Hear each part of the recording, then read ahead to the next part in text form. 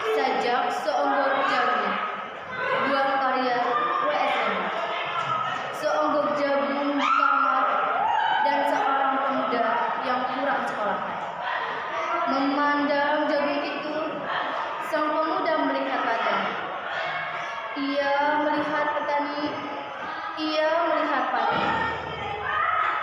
Dan suatu hari subuh, para wanita dengan gendongan pergi ke pasar.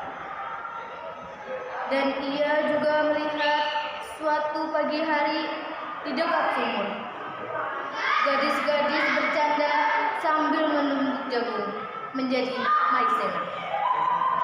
Sedang di dalam dapur, tungku-tungku menyala. Di dalam udara murni tercium wangi kue jagung.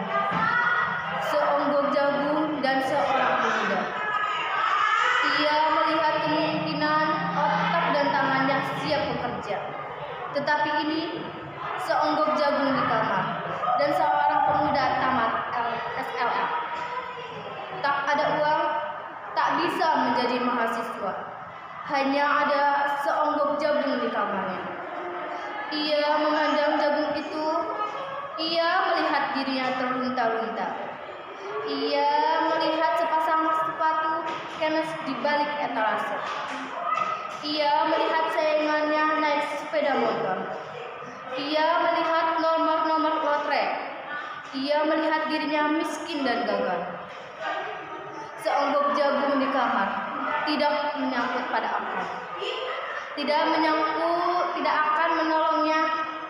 Seonggok jagung di kamar tak akan menolong seorang pemuda yang pandangan hidupnya berasal dari buku dan tidak dari kehidupan, yang tidak terlatih dalam metode dan hanya penuh pada hafalan kesimpulan, yang hanya terlatih pada pemakaian tetapi kurang latihan bebas berkarya. Pendidikan telah memisahkannya dari kehidupan. Aku bertanya, apa gunanya pendidikan bila hanya membuat seseorang menjadi asing? Di tengah persoalannya, apa gunanya pendidikan bila hanya mendorong seseorang menjadi layang-layang di ibu kota, kikuk pulang ke rumahnya?